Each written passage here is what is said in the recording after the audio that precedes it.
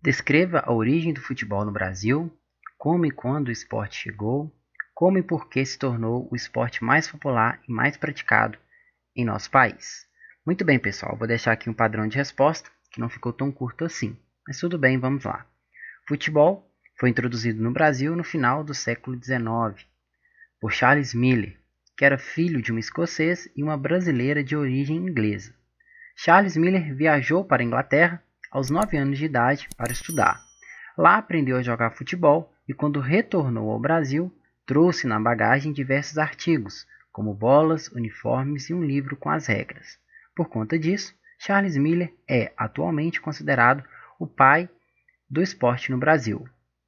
Após a chegada ao país, o futebol rapidamente se popularizou na sociedade. Inicialmente, a adesão aconteceu de maneira elitizada, pois era restrito à aristocracia da sociedade brasileira. No entanto, com o crescimento urbano do país, o esporte popularizou-se entre as camadas populares, com a organização dos clubes de futebol. Bom, o futebol é o esporte mais popular do Brasil por ser fácil de praticar, estar relacionado à diversão, ser a representação do nosso país e por causa da convicção que boa parte da população tem que o melhor futebol do mundo é o brasileiro.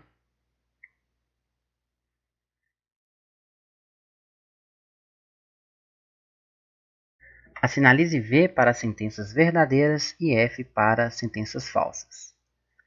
Letra A. O futebol foi desenvolvido pelos ingleses em parceria com os alemães. A letra A é falsa, na verdade, foi apenas os ingleses que desenvolveram o futebol. Letra B. Os cartões vermelhos e amarelos são usados desde a primeira Copa do Mundo para expulsar e advertir os jogadores. Letra B também é falsa, já que, como a gente viu no texto, os cartões vermelhos e amarelos foram introduzidos a partir da Copa do Mundo de 1970. Letra C. As equipes são formadas por 11 jogadores mais um goleiro. Letra C também é falsa. Na verdade, uma equipe de futebol é formada por 10 jogadores mais um goleiro, o que vai totalizar 11 jogadores em cada equipe. Letra D. Um campo de futebol pode ter a largura máxima de 120 metros. A afirmativa D é verdadeira. Letra E. Ao árbitro assistente, bandeirinha, cabe somente a marcação do impedimento quando este ocorre. A letra E é falsa. O árbitro assistente, ou bandeirinha, ele também pode auxiliar o árbitro principal em outras marcações, como falta, por exemplo. Então, o bandeirinha não cabe ele somente a marcação do impedimento. Ele também pode marcar outras infrações no futebol. Letra F. Os números nas camisas são opcionais e ajudam muito os árbitros e locutores a identificarem os jogadores. A letra F é falsa. Os números eles não são opcionais, eles são obrigatórios.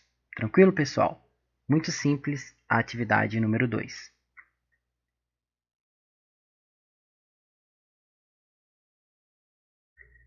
A regra é clara. Este é um bordão muito antigo usado por um ex-comentarista de arbitragem em jogos de futebol, o Arnaldo César Coelho. Você acha mesmo a regra do futebol clara? Bom, assinalize a alternativa correta em relação às afirmações das regras do esporte. Letra A. Um campo de futebol pode ser feito num quadrado, gramado de 90 por 90 metros. Letra A está incorreta, conforme nós vimos. Um jogo de futebol ele é disputado num campo retangular e não quadrado. Letra B. O cartão vermelho só pode ser aplicado se um jogador já tiver recebido o cartão amarelo antes. Letra B também está incorreta. Um jogador ele pode receber o cartão vermelho direto caso ele cometa uma falta muito dura ou caso ele agrida o adversário. Letra C. Um jogo de futebol que começou 21 horas vai terminar exatamente 22 horas e 30 minutos. A letra C também está incorreta. Como a gente sabe, um jogo de futebol tem a duração de 2 tempos de 45 minutos mais 15 minutos de intervalo. Isso vai corresponder a 1 hora e 45 minutos. E como aqui na alternativa falou que esse jogo que começou 21 horas irá terminar exatamente 22 horas e 30 minutos, ou seja, 1 hora e meia depois, então está incorreto, né? Já que uma partida de futebol ela vai ter aí 1 hora e 45 minutos de duração, ok?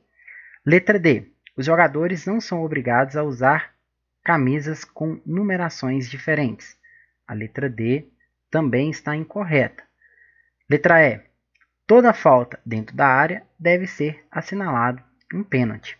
Exatamente isso. A alternativa correta é a letra E.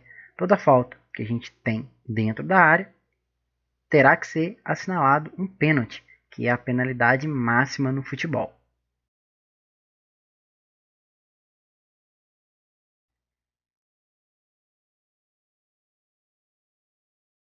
Cite e explique pelo menos 3 regras do futsal que são diferentes do futebol de campo. Muito bem, pessoal, eu escolhi aqui 3 regras. A regra do arremesso de meta, a regra do lateral e a regra do tempo de jogo, que vão diferir entre o futsal e o futebol. Pois bem, arremesso de meta.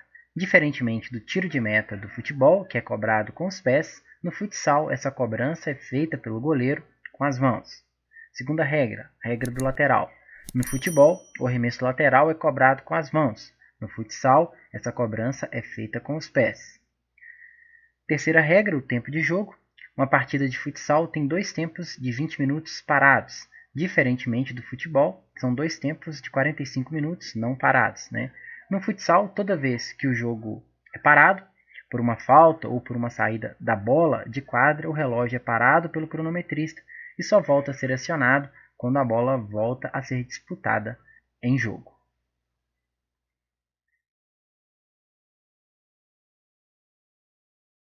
Numere a segunda coluna de acordo com o fundamento do futsal retratado na primeira. Forma de tocar a bola para um companheiro mais bem posicionado. Esse é o fundamento passe. Então, número 1. Forma de carregar a bola por toda a extensão da quadra. Esse é o fundamento condução. Então, número 4. Forma de finalizar a jogada tentando marcar o gol. Esse é o fundamento chute. Então, número 2. Forma de se livrar do adversário sem a posse de bola. Esse é o fundamento finta. Então, número 3. Forma de passar pelo adversário com a posse de bola. Esse é o fundamento drible, ou seja, número 5.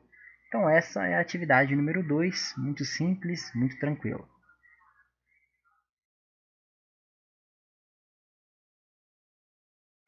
Sobre a história do futsal, podemos afirmar que, letra A, assim como o futebol, surgiu na Inglaterra como uma variação da modalidade praticada no campo. Letra A está incorreta, pois, como nós vimos no texto, o futsal surgiu no Uruguai. Letra B. A modalidade foi criada em clubes brasileiros como forma de contornar a falta de espaço para a construção de campos de futebol. Letra B também está incorreta, porque o futsal foi criado no Uruguai e não no Brasil. Letra C. O primeiro livro de regras foi publicado ainda na década de 1930, tão logo que a modalidade surgiu. A letra C também está incorreta, porque o primeiro livro de regras do futsal surgiu no ano de 1957. Letra D. O nome original da modalidade no Uruguai era Indoor Football. No Brasil ficou conhecido como futebol de salão e, posteriormente, teve o nome alterado pela FIFA para futsal. A letra D está correta, ok, pessoal? Então a alternativa correta é a letra D. Vamos analisar aqui a letra E para ver se ela verdadeiramente ela é falsa. O Brasil tem 7 títulos mundiais de futsal da FIFA, sem contar com os títulos de mundiais organizados pela FIFUSA. A letra E está incorreta, pois o Brasil ele tem 7 títulos mundiais, contando também com os mundiais organizados pela FIFUSA.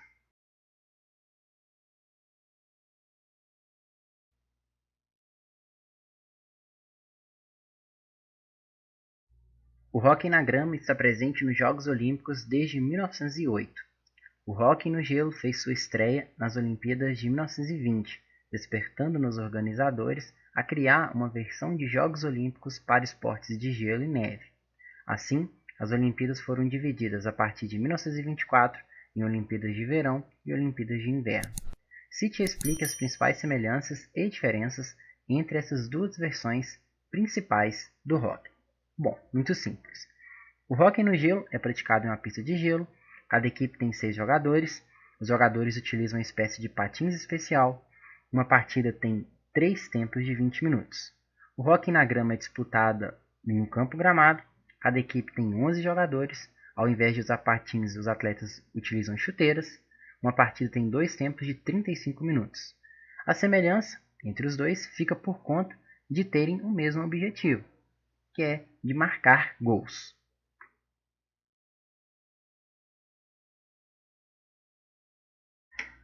Associe a modalidade de hóquei com sua respectiva característica ou equipamento. Então vamos lá, primeiro tópico: bola de chumbo, troca constante entre jogadores titulares e reservas. Estamos nos referindo ao hóquei subaquático. Segundo tópico: uso de patins quad, gols pequenos, taco formato de J e bola de borracha. Estamos nos referindo ao hóquei sobre patins. Terceiro tópico: uso de patins com lâminas, puck, disco e tacos em formato de L. Estamos nos referindo ao hóquei no gelo. Quarto tópico: ausência de patins, gols grandes e campo de jogo amplo. Estamos nos referindo ao hóquei na grama.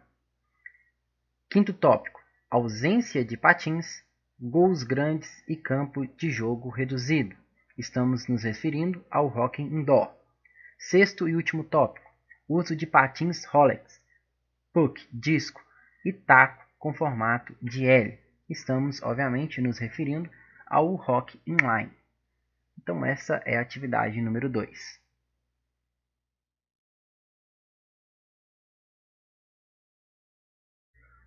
O jogo é disputado em 2 tempos de 35 minutos por 2 equipes com 11 jogadores cada. Vence quem conseguir fazer o maior número de gols possíveis. Para marcar gol, é necessário que o toque final para o gol seja feito dentro da área de ataque. Ao ler esse trecho, podemos concluir que a modalidade descrita é, obviamente, né, pessoal? Letra D, hóquei sobre a grama.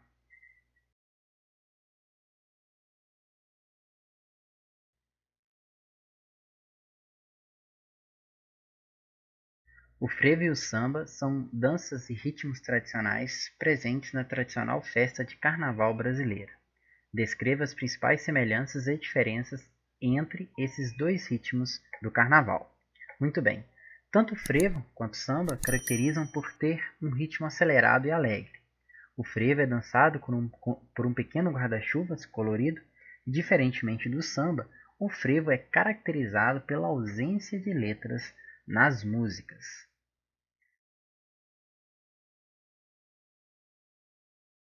Associe a dança típica às suas respectivas características. Então aqui nós temos as 5 principais danças típicas brasileiras: o bumba meu boi, a quadrilha, o samba, o baião e o frevo. Nós vamos então associar de acordo com as características de cada um.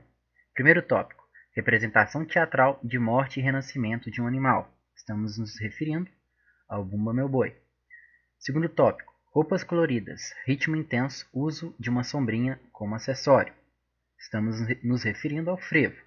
Terceiro tópico: uso de pandeiros, tambores e outros instrumentos de percussão. Obviamente, estamos nos referindo ao samba.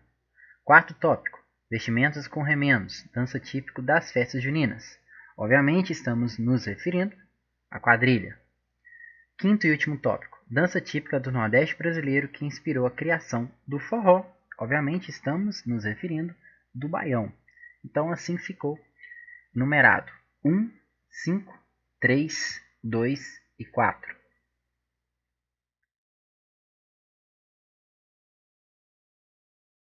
Enem 2013. Própria dos festejos juninos, a quadrilha nasceu como dança aristocrática, oriunda dos salões franceses, depois difundida por toda a Europa. No Brasil, foi introduzida como dança de salão e, por sua vez, apropriada e adaptada pelo gosto popular. Para sua ocorrência, é importante a presença de um mestre marcante ou marcador, pois é quem determina as figurações diversas que os dançadores desenvolvem. Observa-se a constância das seguintes marcações: tour, em avant, Chaise de Mas, Chaise Chevalier, Cestinha de Flor, Balancê, Caminho da Roça, Olha a Chuva, Garranchê, Passeio, Coroa de Flores, Coroa de Espinhos e etc. No Rio de Janeiro, em um contexto urbano, apresenta transformações. Surgem novas figurações. O francês aportuguesado inexiste. O uso de gravações substitui a música ao vivo, além do aspecto de competição que sustenta os festivais de quadrilha promovidos por órgãos de turismo. As diversas formas de dança são demonstrações da diversidade cultural do nosso país. Entre elas, a quadrilha é considerada uma dança folclórica por: letra A. Possuir como característica principal os atributos divinos e religiosos e, por isso, identificar uma região? Não, né, pessoal? Está incorreto. Letra C. Apresentar cunho artístico e técnicas apuradas, sendo também considerada dança-espetáculo. Não mesmo, né? A quadrilha ela não tem técnicas apuradas e não é considerada uma dança de espetáculo. Letra D. Necessitar de vestuário específico para sua prática, o qual define o seu país de origem. Também não. Letra E. Acontecer em salões e festas e ser influenciada por diversos gêneros musicais. Também não. A quadrilha ela não é influenciada por diversos gêneros musicais, apesar de que hoje nós temos dentro das quadrilhas, principalmente dentro das escolas, né, o acréscimo de outros gêneros musicais, mas a essência mesmo da quadrilha é o forró. Bom, então obviamente a alternativa correta é a letra B, a que sobra. Vamos analisar ela. Abordar as tradições e costumes de determinados povos ou regiões distintas de uma mesma nação. É exatamente isso. Então, a quadrilha ela é considerada uma dança folclórica justamente porque ela aborda as tradições e costumes de determinados povos de regiões distintas. Então a quadrilha que nós temos lá no Nordeste vai ser diferente da quadrilha que a gente tem aqui em Minas Gerais, por exemplo. E a quadrilha que a gente tem lá no Rio Grande do Sul também vai ser bastante diferente da nossa região, ok? Então a alternativa correta é a letra B.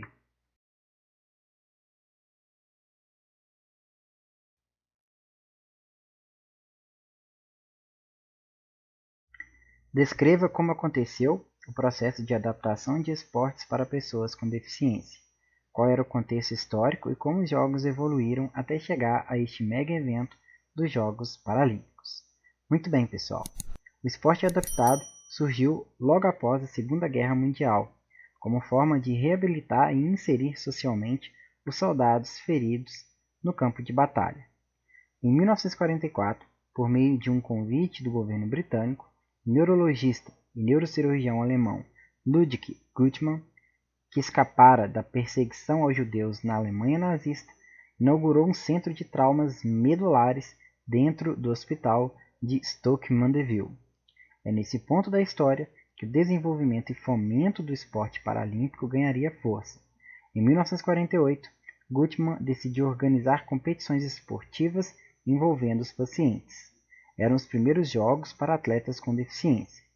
No mesmo ano, no dia da cerimônia de abertura dos Jogos Olímpicos de Londres, os Jogos de Mandeville-Stoke foram lançados. Participaram 16 atletas veteranos de guerra, 14 homens e 2 mulheres. 4 anos depois, atletas dos Países Baixos juntaram-se aos Jogos, e assim o evento internacional, hoje conhecido como Paralimpíada, nasceu.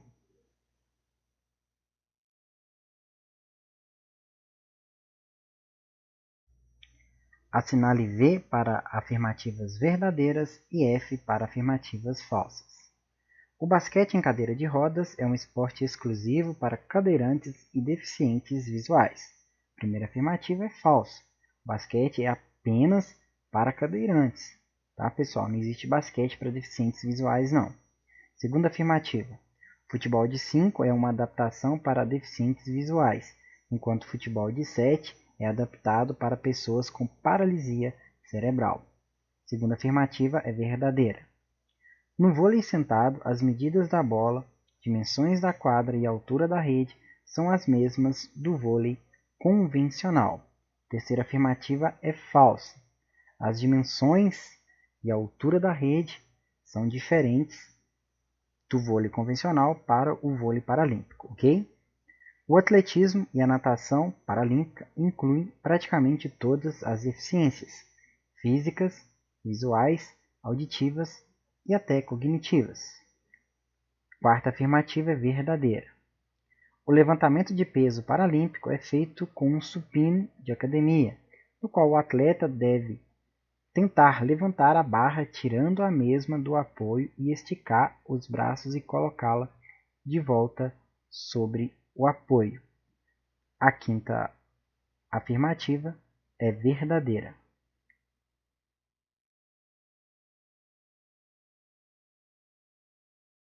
Assinale a modalidade esportiva paralímpica em que não temos um esporte convencional adaptado para pessoas com deficiência, e sim um esporte criado especificamente para atender uma determinada deficiência.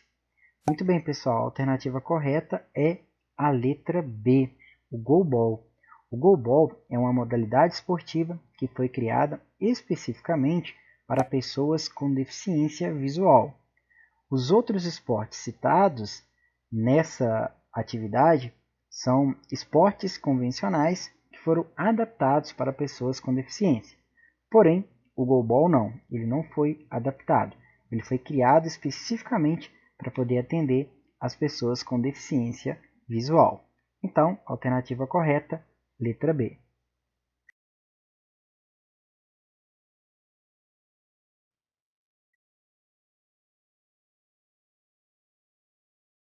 Descreva como a mídia influencia o padrão de beleza e estética. Essa influência ajuda a formar hábitos saudáveis ou simplesmente influencia na busca a qualquer custo pelo corpo perfeito sem a mínima preocupação com a saúde? Bom, pessoal, essa primeira atividade ela é de cunho pessoal, vai depender de cada um de vocês. Porém, conforme de costume, eu vou deixar aqui um padrão de resposta.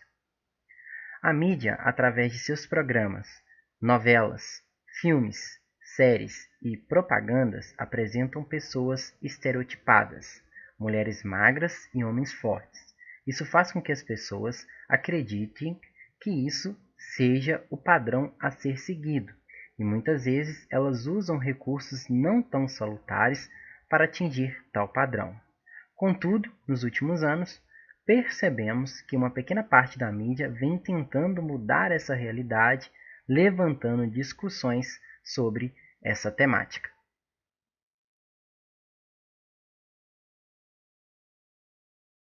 Assinale S para atitudes que têm predominância da saúde e E para práticas que têm a predominância da estética. Então vamos lá. Cirurgia plástica, estética. Alimentação orgânica, saúde. Corrida e caminhada, saúde. Suplementação alimentar, saúde. Drenagem linfática, estética. Meditação, saúde. Muito simples e tranquilo a atividade número 2.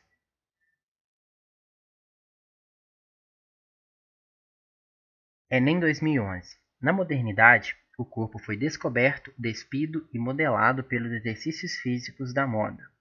Novos espaços e práticas esportivas e de ginástica passaram a convocar as pessoas a modelarem seus corpos. Multiplicaram-se as academias de ginástica, as salas de musculação e o número de pessoas correndo pelas ruas. Diante do exposto, é possível perceber que houve um aumento da procura por: letra A, exercícios físicos aquáticos, natação e hidroginástica, que são exercícios de baixo impacto, evitando atrito, não prejudicando as articulações, e que previnem o envelhecimento precoce e melhoram a qualidade de vida. A letra A ela está incorreta porque aqui está associando, a procura pelas academias e salas de musculação à saúde. Conforme a gente viu exposto no texto, a maior parte da procura vem-se através da estética, da preocupação com a estética. Então a letra A está incorreta. Letra B. Mecanismos que permitem combinar alimentação e exercícios físicos que permitem a aquisição e manutenção de níveis adequados de saúde sem a preocupação com os padrões de beleza instituídos socialmente. A letra B também está incorreta porque vem falando de saúde, não de estética. Letra C. Programas saudáveis de emagrecimento, que evitam os prejuízos causados na regulação metabólica, função imunológica, integridade óssea e manutenção da capacidade funcional ao longo do envelhecimento. Letra C também está incorreta, porque vem falando da saúde também, maior preocupação com a saúde em detrimento com a estética, então está incorreta. Letra D, exercícios de relaxamento, reeducação postural e alongamentos que permitem o melhor funcionamento do organismo como um todo, bem como a dieta alimentar e hábitos saudáveis com base em produtos naturais. Letra D vai se encaixar no mesmo padrão das alternativas anteriores. Letra E, dietas que preconizam ingestão excessiva ou restritiva de um ou mais macronutrientes, carboidratos, gorduras e proteínas, bem como exercícios que permitem um aumento da massa muscular e ou modelar o corpo. Então, obviamente, né, a alternativa correta é a letra E. Então, diante do exposto no texto, foi possível perceber que a gente teve um aumento na procura por academias de ginástica e salas de musculação, justamente por essa questão das pessoas quererem modelar os seus corpos, ou seja, totalmente relacionado à parte estética.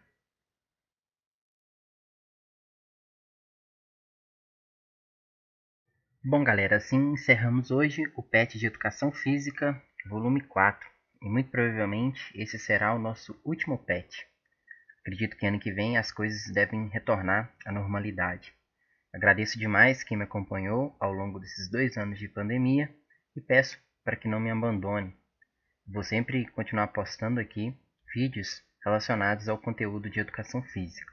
Bom, então, se todo esse conteúdo contribuiu para você de alguma forma, eu peço que se inscreva no canal, caso ainda não seja inscrito, peço que curta o vídeo e compartilhe com seus amigos e com seus professores. Mais uma vez, muitíssimo obrigado por me acompanhar e eu espero vocês até um próximo vídeo. Um forte abraço e a gente se vê por aí.